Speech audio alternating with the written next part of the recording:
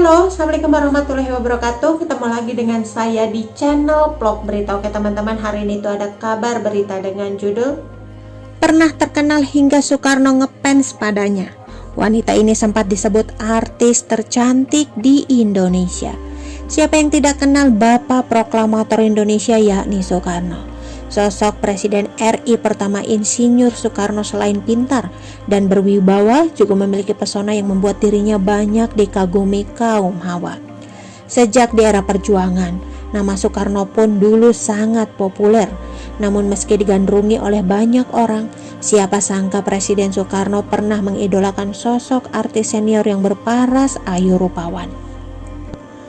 Artis yang digandrungi oleh Presiden Soekarno itu sangatlah tenar dan kaya raya kala itu. Namun, di akhir hayatnya, sang artis harus menelan pil pahit setelah 2 kali jadi janda dan hidup melarat. Tahukah Anda, di era tahun 1950, terdapat artis yang begitu terkenal di Indonesia. Bahkan, dirinya dikenal dengan parasnya yang cantik rupawan di zamannya. Sampai-sampai Bung Karno pun sampai ngefans kepadanya. Iya, dia adalah Titin Soemarni. Namun di akhir hayatnya dia malah mengalami keadaan sulit hingga susah makan. Kenapa bisa? Dilansir dari medan.tribunnews.com. Dilansir dari siripoko.com, nama Titin Soemarni melejit tinggi karena beberapa film yang ia perankan. Wanita kelahiran Surabaya 28 Desember 1930 itu lantas menjadi idola masyarakat tanah air pada waktu itu. Lantaran Titin memiliki paras yang sangat cantik. Pada tahun 1950-an tersebut, Titin Soemarni menjadi artis yang paling dipuja-puja.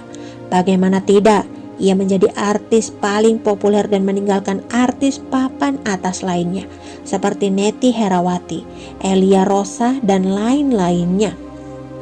Banyak yang jadi fans beratnya, salah satunya adalah Bung Karno. Titin Soemarni bahkan disebut sebagai artis tercantik di Indonesia pada masa jayanya. Film pertama yang Titin bintangi adalah pada tahun 1953 dengan judul Putri Solo. Film itulah yang membuat nama Titin laris manis dan industri hiburan Indonesia pada saat itu. Dan Titin sendiri lantas dibanjiri job.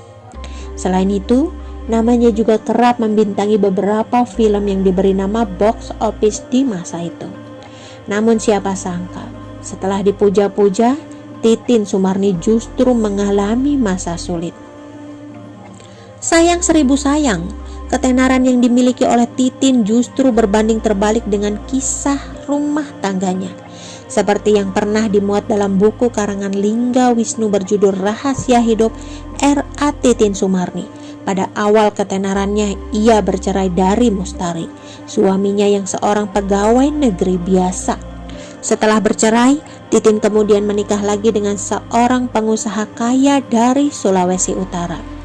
Namun bukan lebih baik, pernikahan tersebut merupakan awal dari kehancuran Titin. Selain namanya langsung hilang bak ditelan bumi, namanya kembali mencuat manakala ia menjadi janda untuk kedua kalinya. Tak hanya itu, pada tahun 1916 ada kabar yang menyebut jika Titin menderita sakit keras. Lebih parahnya lagi, bahkan Titin jatuh miskin, ia menjadi sangat melarat dan tidak memiliki biaya untuk berobat. Pada saat itu, untuk bertahan hidup, Titin harus bergantung pada belas kasihan orang. Dulu sebagai aktris, Titin terkenal dengan kekayaannya. Titin Soemarni bahkan sudah punya mobil lebih dari 1 saat itu. Tak hanya itu, Titin Soemarni juga memiliki beberapa bangunan rumah. Namun sayangnya di masa sulitnya, setelah itu dia hanya memiliki beberapa lembar pakaian yang sudah lusuh. Hingga akhirnya, penyakit yang diderita Titin selama bertahun-tahun membawanya pergi menghadap Sang Maha Kuasa.